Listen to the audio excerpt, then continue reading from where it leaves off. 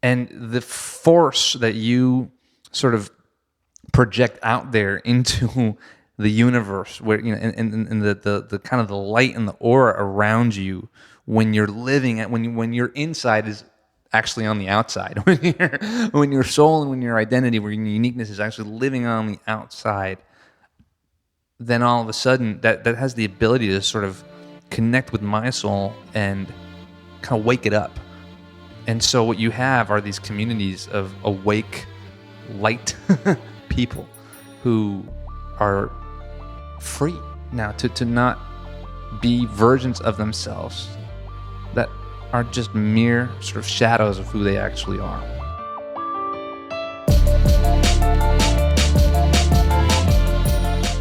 Hello, friends. Welcome to Let's Give a Damn, the podcast that inspires and equips you to give more damns than ever before. We bring you amazing stories week after week of people from all walks of life who saw something wrong and gave a damn about it. I'm your host, Nick Lapara, and I'm very excited to bring you today's conversation. Every few weeks, I break from the normal conversations we have to bring you someone that I've asked to be on as more of a teacher, a sensei, if you will. My guest today is the weird and fantastic CJ Casciotta. CJ is my friend and a friend to so many. He is a writer and a media maker. He has spoken to communities like Lululemon, Salvation Army, TEDx, Charity Water. Additionally, he has partnered with MGM Studios, the United Nations Foundation, and many more companies and organizations like them on various types of projects. He's talented. He's great. CJ's message is compelling to me because he says the kinds of things I'm always saying, but in a different way, in a unique way, and I'm very excited to share that unique way with you today. I like his message a lot. From a very young age, we are told to stand in line, draw on the lines, follow the rules, be this way, do it that way, and CJ has a different message for you that I think you're going to find super, super compelling. In addition to me being excited about having CJ on the show, if you're listening to this on the day it releases, September 11th, then his book comes out today. If you're listening to this after 9/11, shame on you for not devouring this podcast every Tuesday right when it comes out. I kid. But seriously, his book, Get Weird, Discover the Surprising Secret to Making a Difference, is out right now. $15 on Amazon, $10 on Kindle, if that's your thing. We'll talk more about it during our conversation and after our conversation. Okay, enough chit chat. Are you ready to get weird with CJ Casciotta? Let's do it. Here we go.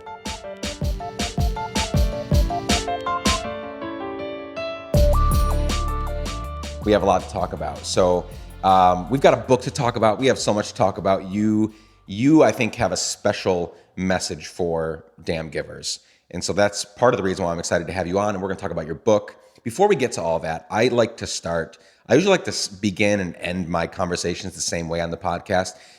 The first part is I want you to give me the who's, what's, and when's of your life. Give me the people, places, and things that shaped and formed who you are today, because I think that most of the time, not all the time, but most of the time, that gives us an insight into what you're doing today, a lot of times.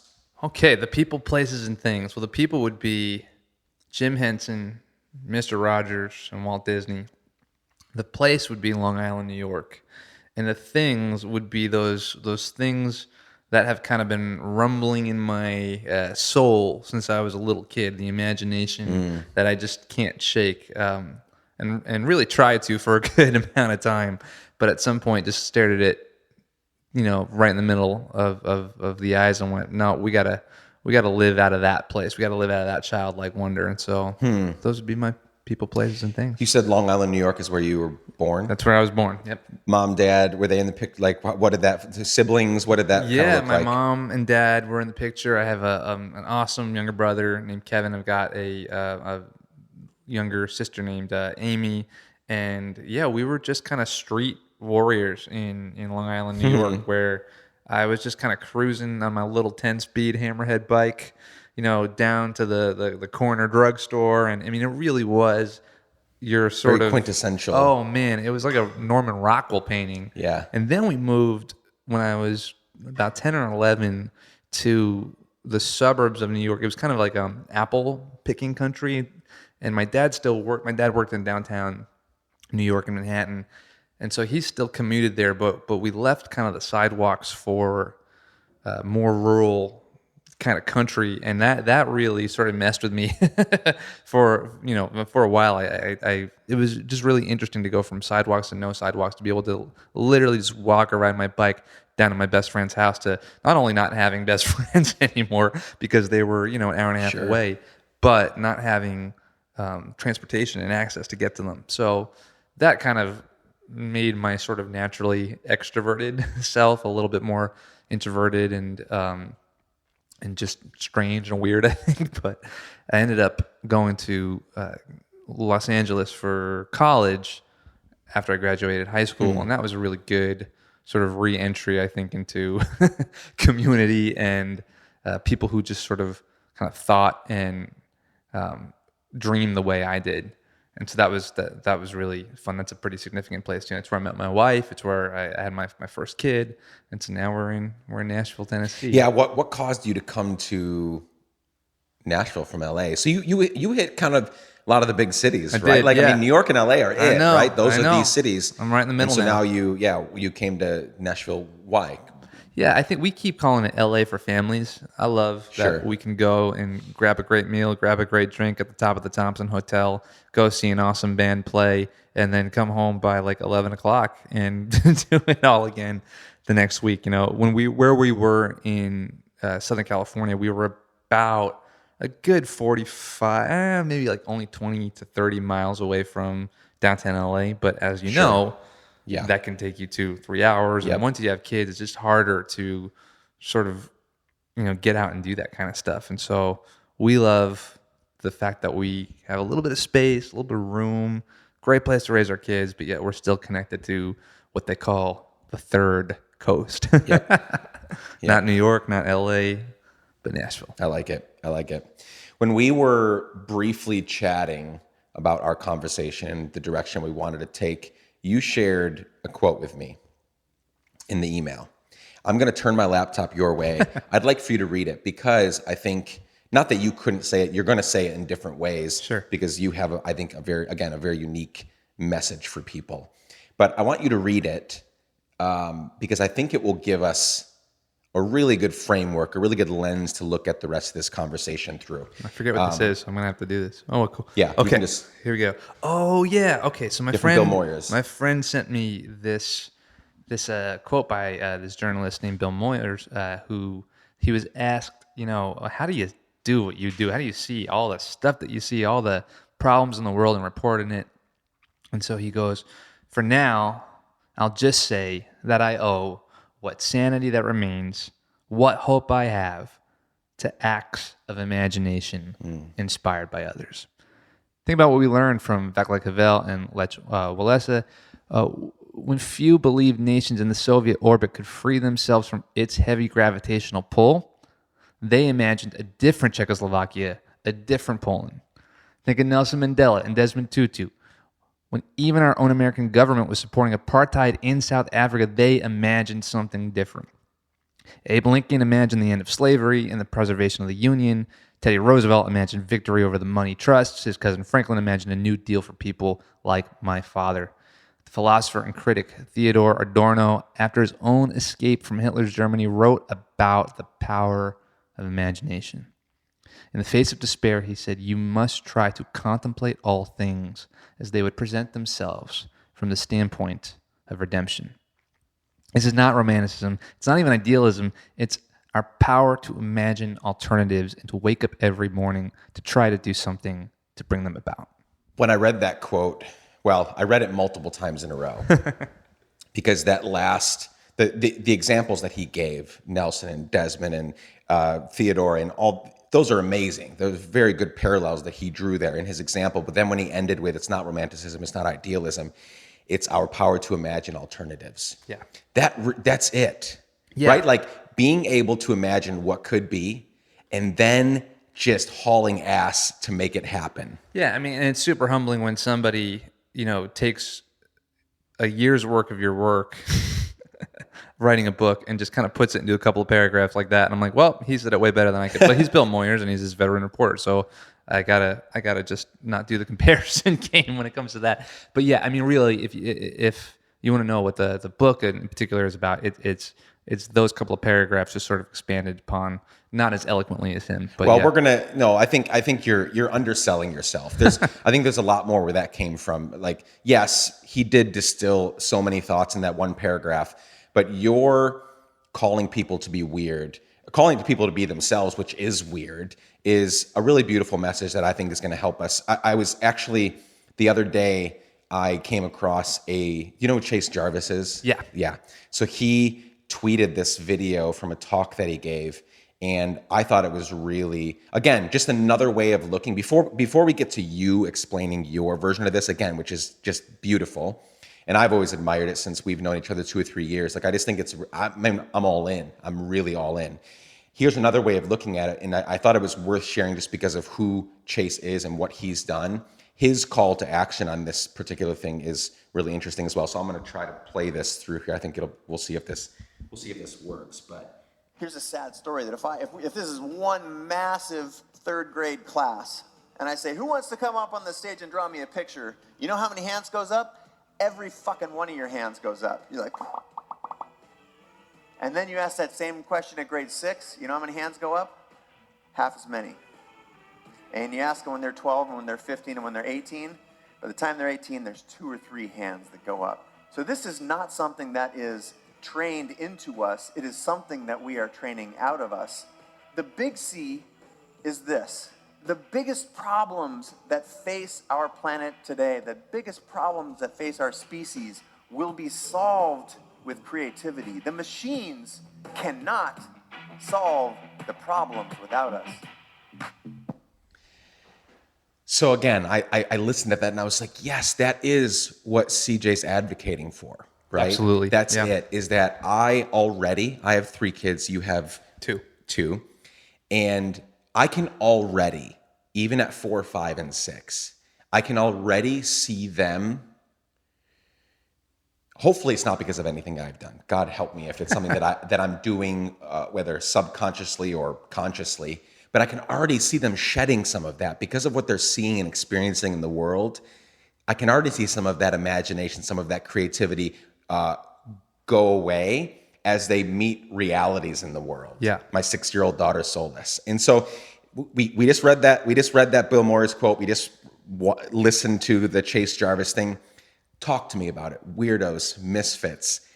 What are you about and what are you getting at? What would you love to see happen in the world? Yeah, and you said the word reality. They're encountering realities. I would say that they're countering falsehoods. They're countering what is real is that for whatever reason we are in pre-installed with this imagination, with this ability to think differently, think weirdly, think uniquely, whatever you want to call it, and we just do that on purpose for no apparent reason from as early as we can remember.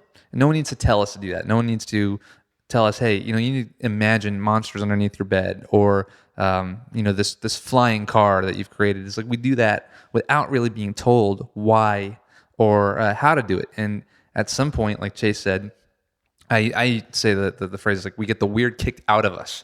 Someone or something, it could be a bully, it could be a parent, it could be a coach, it could be a teacher, looks at our unique and weird imagination and goes, that's actually not important. That's not going to get you ahead in life. That's not necessary. So sit down, shut up, and start conforming to patterns. Start checking out boxes or checking in boxes and start literally fitting in.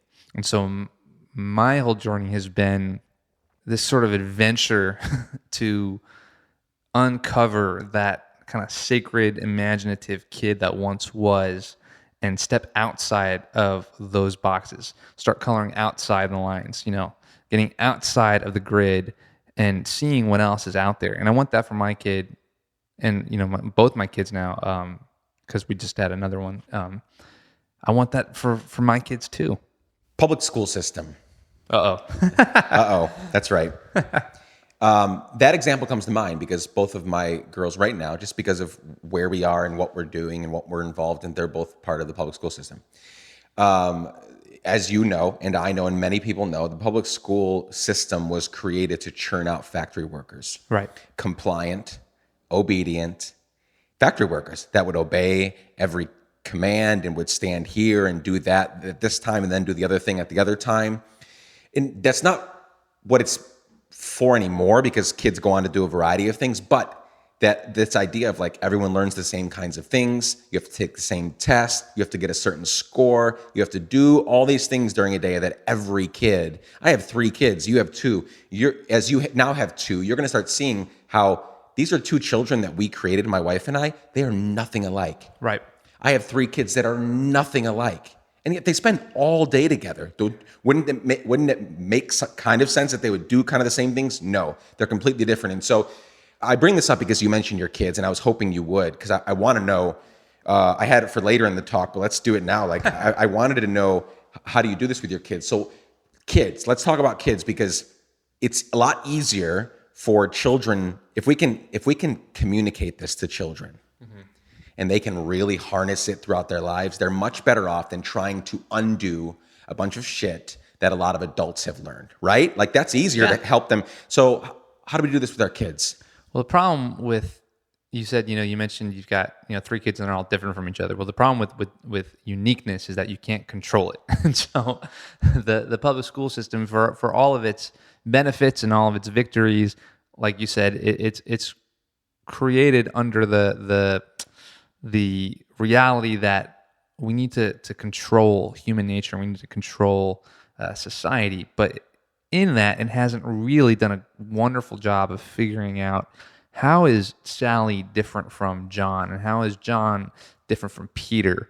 And when we can start to figure out some systems that allow for that kind of uniqueness and creativity to not only emerge, but really cultivate, then all of a sudden, I think you're going to start having a culture and a society that matches the needs of our world as our world continues to move forward, both technologically and societally.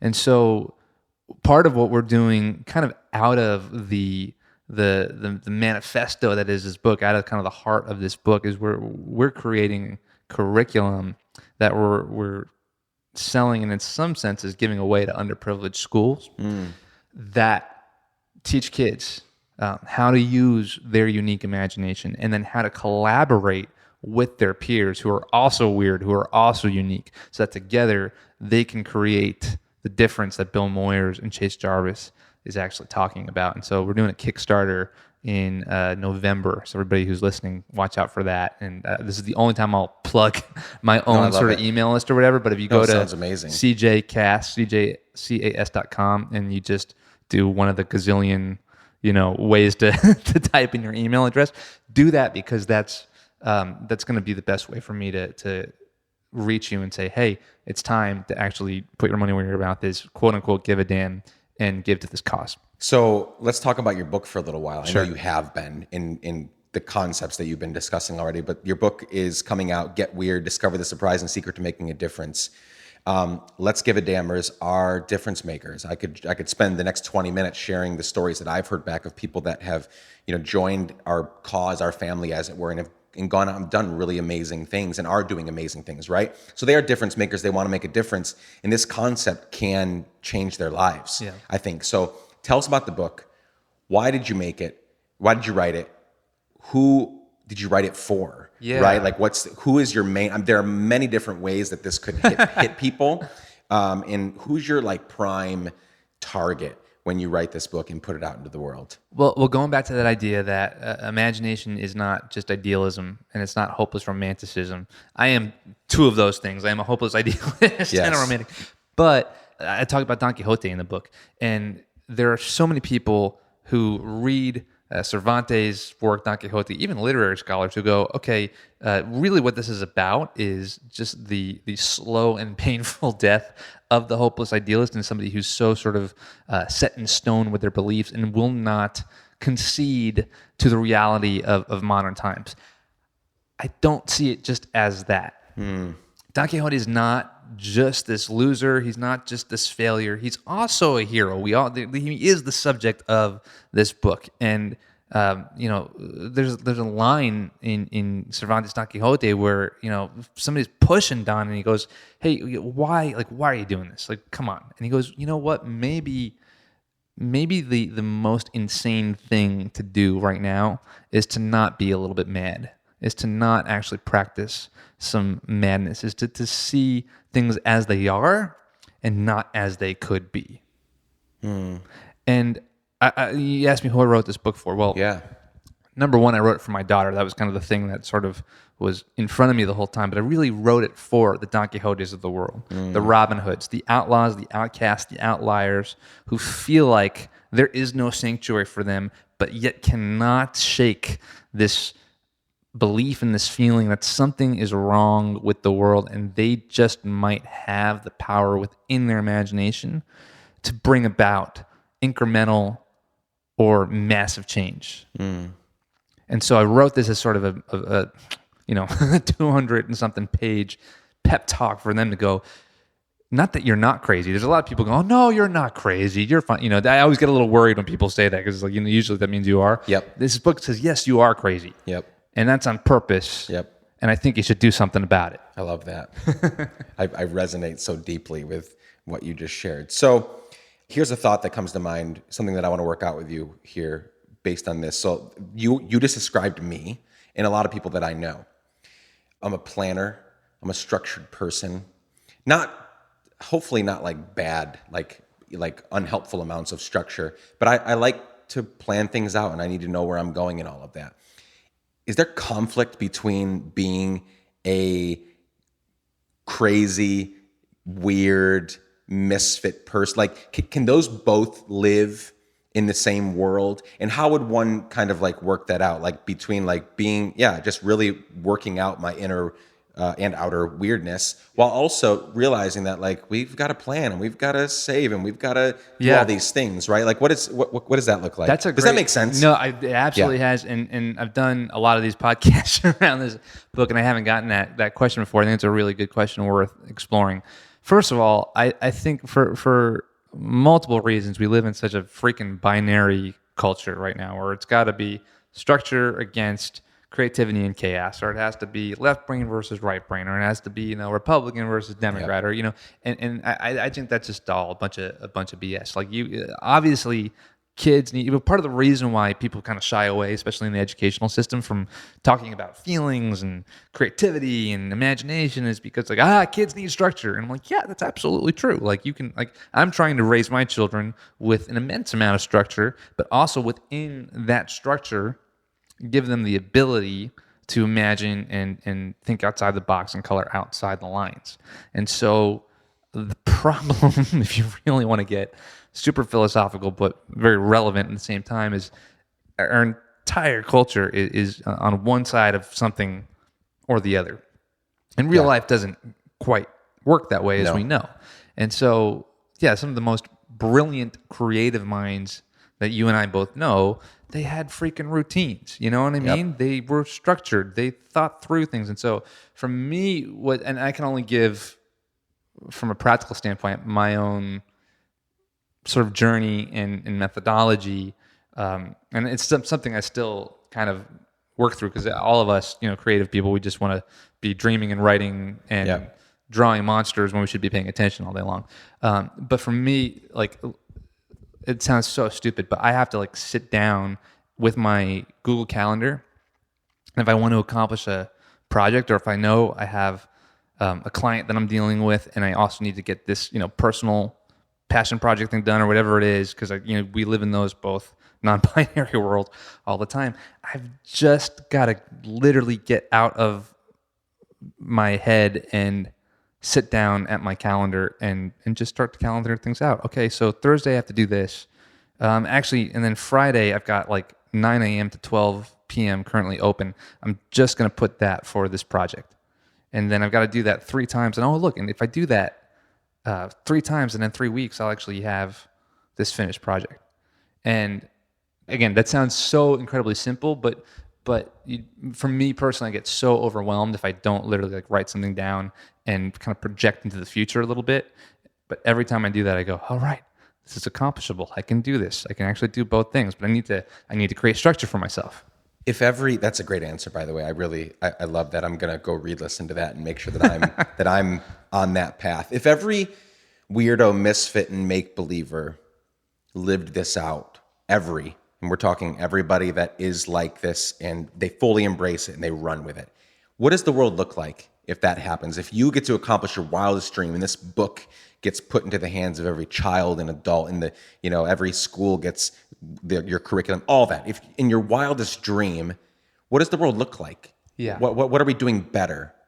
Well, so first of all, I would say that sometimes living out of your weirdness and your unique identity looks sometimes like following somebody else's wildest dream, which I know is not a sexy message at all. And many times it's not.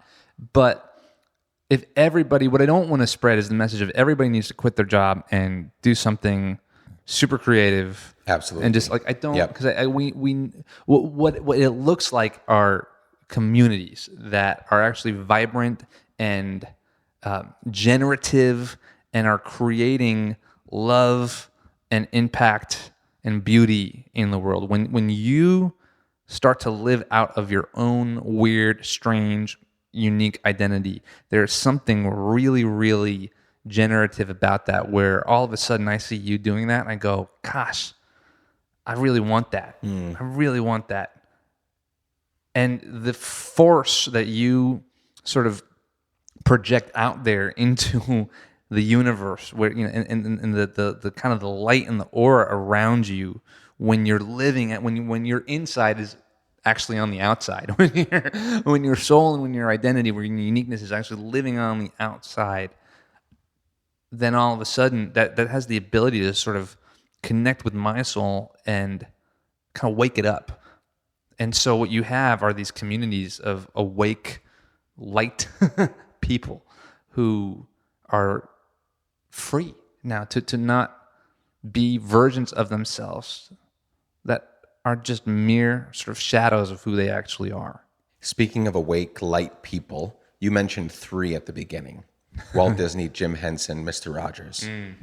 Talk to me about them. Why them? You obviously know them very well because you didn't have to think about that. When I said who, those were the 3 that came up. It could have been parents, your neighbor, it could have been anybody. And you mentioned those 3.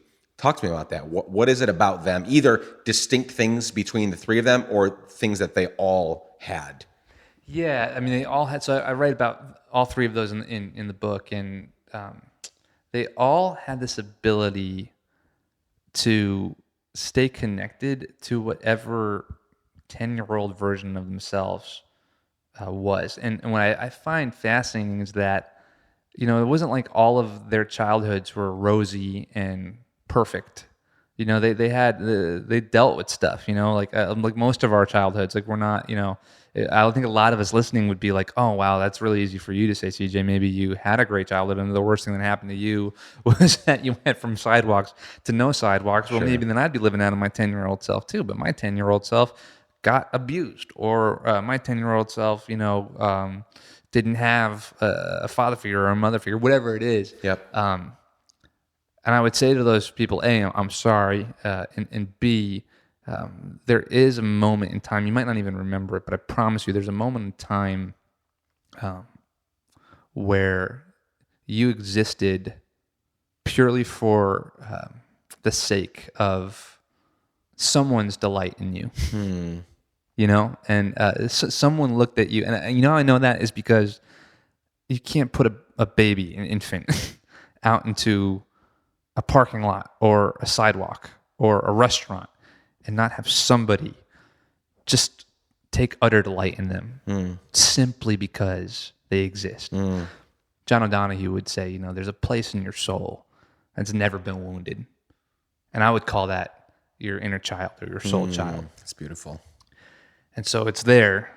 And again, I would just invite anybody listening to join me on this sort of messy, wonderfully strange journey of reconnecting with that inner child, that I call it the sacred weird, but that thing that's buried deep within your soul that no one can touch, no one can harm.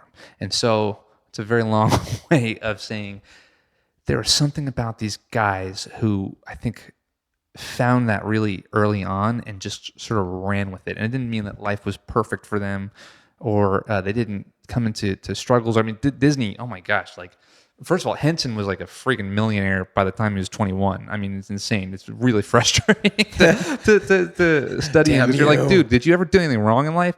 And then, but he was very artistically challenged and artistically unhappy because he was always wanting to do the next thing. He didn't like that he got pigeonholed for doing Sesame Street because his mind was just way out on the outskirts of the universe, and people kept on trying to put him into a box. Disney just was, on the brink of bankruptcy his entire life. Like everything he did, he poured that money into the next project and the next project. It was leapfrogging every project. Yes, Snow White was a success, but I think Pinocchio was not, or I'm probably butchering that, but you know what I mean? Like there was every other, totally. like Yeah, Roy, a lot of people know this, but Roy Disney was his brother. He was like the accountant mind. He was the guy who tried to keep Walt on track as much as he could, but even that was kind of a weird relationship. Because I'm sure. I remember when they were building Disneyland, Walt really wanted like actual gold parapets, whatever it's called, like the thing on the top of the castle. And Roy's like, no, it's a fake castle. Yeah. No one's gonna care. Put some spray paint on the metal. So Walt sent him on like an international trip to like go somewhere to do something, and while he was gone, he bought real gold and put it up there. So anyway, his dedication to quality was just unrelenting.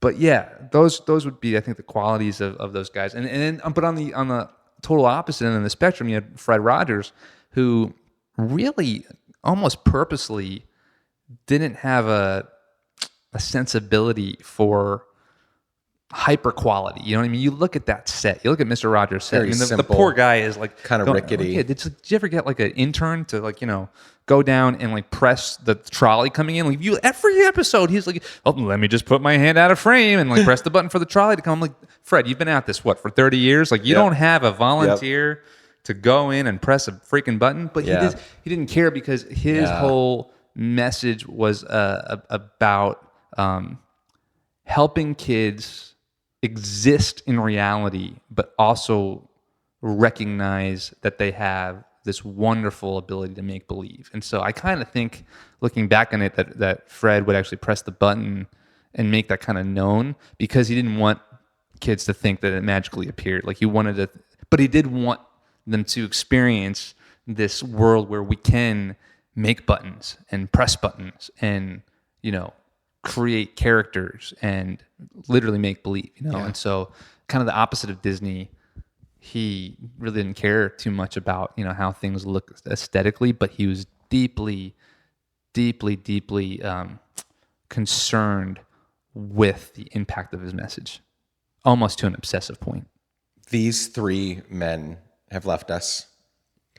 Who are some living examples of this that we can look to today, people we can observe? So maybe somebody is, there's obviously a lot that we could look at from Fred and, there's things we can find. But who are some living examples in your mind, people that we can look to and say, wow, they're really being their misfit, make-believe, weirdo self, and they're making a difference because of it. They're actually changing the world. Yeah. Gosh, there are so many that come to mind who've inspired this book. So I talk about my buddy Rob Morris, who started this thing called Love 146, and he travels all around the world. He was the one who gave me the Don Quixote quote. He goes all around the world, and he's just a normal, regular guy, but he goes around helping survivors of sex trafficking. And you're not supposed to say that you're rescuing these people because they're not being rescued. They don't need to be rescued. They're survivors, but he will help sort of facilitate instances where they can be free from their captives and live these whole healthy lives. And it's totally dangerous, but he's living out of this idea that he can't shake, that the world shouldn't have this in it. And he's literally crossing borders and, helping these people however he can. another good friend of mine, Brad Montague, who he does a bunch of wonderful creative projects. He did something called Kid President a while ago, which became very, very well known. But he's done so many other things, from YouTube videos to books to illustrations, that really kind of put this message out there, and are sort of expressions of his unique, weird, wonderful self. Again, we would be here all day, but my friend Sam White, who's this wonderful woman out of Detroit who started Shakespeare in Detroit, where she realized that she grew up in 7 Mile, by the way, and her mom made her read Shakespeare as a kid, and she fell in love with Shakespeare. And she went, okay, well, we gotta, if Detroit's gonna be this thriving city once again, we have to inject arts back into the neighborhood. So she just started Detroit's first Shakespeare company, and they would play these shows in abandoned recycling centers and city parks, and she'd be knocking on doors and getting people out of their houses to see this art and to see what she's done just grow has been incredible. My buddy Brandon Stepp in San Diego, California, he was this freelance audio engineer, producer. He had these inner city kids coming to, just walking by the neighborhood, and he would work out of his garage. So the garage door would be open on hot summer days, and the kids would kind of peer in, and they'd be like, hey, I want to be Jay-Z, record me, and he'd go, well, tell me about your grades. How are your grades? Where he very, very nobody would have given him any flack for going, hey kid, get out of here, scram. I'm trying to do my work. But he goes, hey, well, what are your grades like? And kids go, well, they're not good. He said, okay, make you a deal. You bring me a good report card. I'll give you an hour of studio time, and I'll record you. And that's grown into this thing called the David's Hart Foundation, where he literally has hundreds of kids coming into the state-of-the-art studio that they've now built. They get grants from Sony and Panasonic, and they teach them media skills. And so you got these kids who go to these high schools in the inner city, now graduating from those high schools with actual skills that they can use in the real world, like how to produce and edit video, how to produce and edit music and audio. And he's doing that all, and it all just started from a choice to either, to your point, for everything that you do, either just to kind of go along with the status quo or give a damn. Yeah. Give a damn about these kids who were inconveniently presenting themselves literally right outside his front door. Yeah.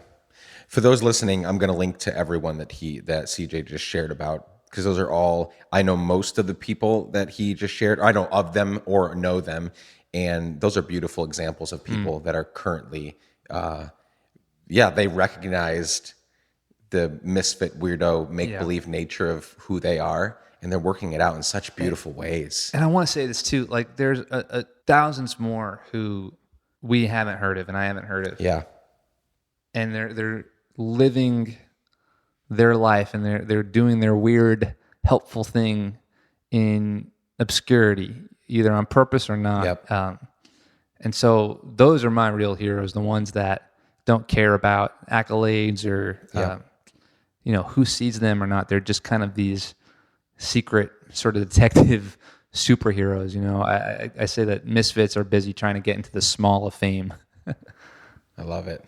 The small of fame. Small of fame. I'm just trying to get into the small of fame. I say that all the time with the kinds of conversations we have. It's been great to talk to Chelsea Clinton and Rainn Wilson and Nora Tagore and all these amazing people. Lots more amazing people to come, right? They have a big platform, a lot of influence. But really, and I mean this genuinely from the bottom of my heart, my favorite conversations are the ones with people that no one's ever heard about. Because they're doing it, not that Chelsea's doing it for accolades and recognition, but you look at a person like Rainn certainly is. Yeah. Oh my gosh. No, I'm just joking. But you look at them and you're like, oh, they should be doing something with their influence, right? It's almost incumbent upon them to do something. These other people, they're doing it regardless of whether anyone ever recognizes it or not. The podcast coming out this week with this, when we're recording it, tomorrow, Cara Bryant with Chicago, Illinois Village Leadership Academy, she's doing it every single day in and day out in Chicago. And most people are never going to hear about Cara Bryant. It's amazing how much you can get done when you don't care who's watching. Hell yeah. I had a buddy, I still have him. He's a great friend. His name's Steve. And I was writing some stuff a while ago. This was before the book was coming out, but I was talking about movements and some of these people that I just mentioned. He texted me and he goes, "Man, I think that's great what you're doing, and I'm still trying to find my movement, but I will one day." And I was like, "Dude, what are you talking about?" So this buddy, my buddy Steve, when me and my best friend Aaron were both married, we kind of connected with Steve, and he became like the third of like the three amigos, and we would hang out all the time. But he would always be bringing these dates, to us and everything, and we were just like, "Dude, like she has crazy eyes. Like you need to watch out for that. Like that's not a good." Like this may be a short-term thing, but this is not a long-term solution, because you can tell. And one day he tells us about this woman that he met who they had actually went to high school together, and they'd reconnected years and years and years later. Her husband had passed away really suddenly, leaving her with 3 girls. And Steve has now like adopted these 3 girls. They're married now. It's like the real life Full House. I mean, what I'm describing is actually, he's legitimately Uncle Jesse, and they've got 3 blonde girls. And to watch him go from sort of this like bachelor that kind of didn't, just was really just freewheeling in so many ways, to the choices and the sacrifices he's made, stuff that I won't even talk about on this podcast, but stuff that only he knows, the decisions he made to treat their mom with respect, to treat them with respect, and then since then, now they all live together and they're one happy family. But the stuff that the way he does homework with them and takes them to their soccer games and cheers them on, and is this really present male figure in their life, it's unbelievable. So I'm like, Steve, like what the hell are you talking about? Like your movement, like those 3 girls are your movement, and you're kicking butt when it comes to that. Yeah. And so I get really passionate about hoping that people understand that the power to literally change things for the better, the power to imagine what your world could be like and then go create it, like Bill Moyer said, is literally right outside your front door. It's beautiful. Okay, we're going to begin to wrap things up. A couple questions left. This one has a hypothetical part to the question.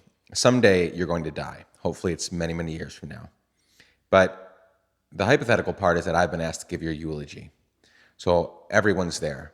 Your wife, your kids, their spouses, so many people that you've been able to influence through your work, through your books, through the curriculum, everything that you've built with Get Weird and so much more. Everybody's there, and they're waiting on me to share words about your life and legacy.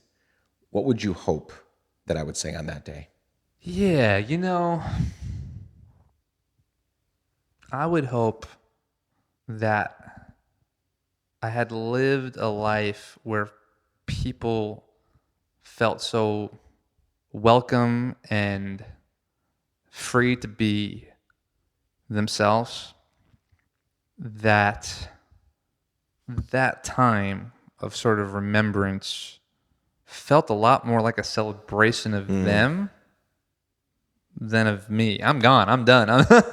You did your thing. I did my thing. And so I think the greatest, the couple funerals I've been to, the greatest ones are full of these stories that are about the guy or the woman, but really they're about the people who they've touched and inspired.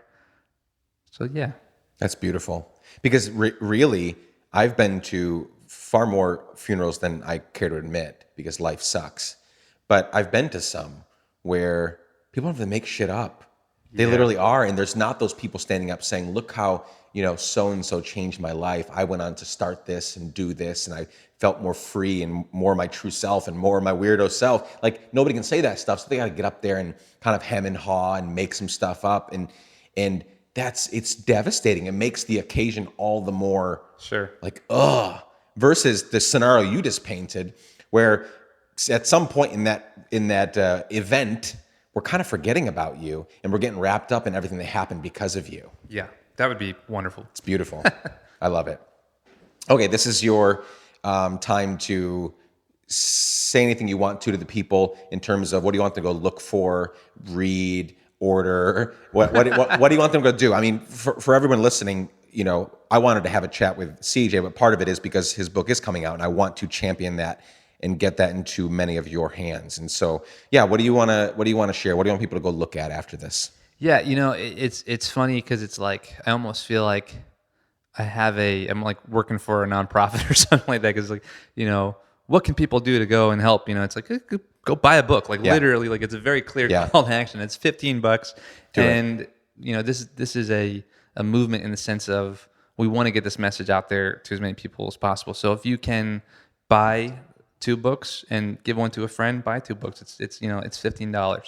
So go to getweirdbook.com and buy a book however you like. It's on iBooks, it's at Target, it's in Barnes and Noble, it's on Amazon. So really, whatever retailer you appreciate, it'll be there. The most. Do that.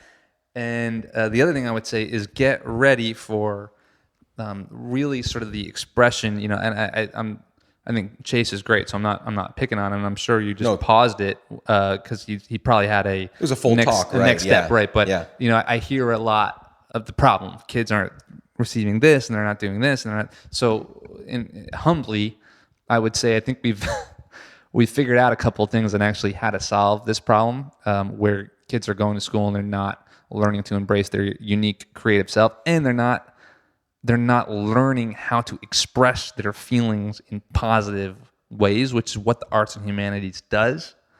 And so we all kind of scratch our heads and go, well, wow, why are there all these shootings? And why are all these, cases of bullying and self-harm? And well, there's a lot of reasons, but if 80% of schools are taking out the curriculum that is designed since really the dawn of humanity, you go back to Plato and Socrates and Aristotle, to instruct people how to express themselves in positive ways, then we shouldn't really be surprised at that. So all that to say, this year we're starting something. It's called Ringbeller. You can go to ringbeller.org, and it is a nonprofit video series that we're putting in classrooms to help kids understand that their creativity has the power to change things for the better. I love it.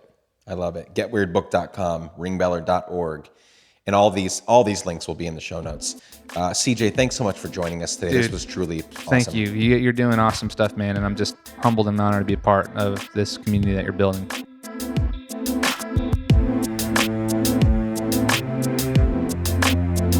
Dear friends, thanks so much for listening in on my chat with CJ Casciotta.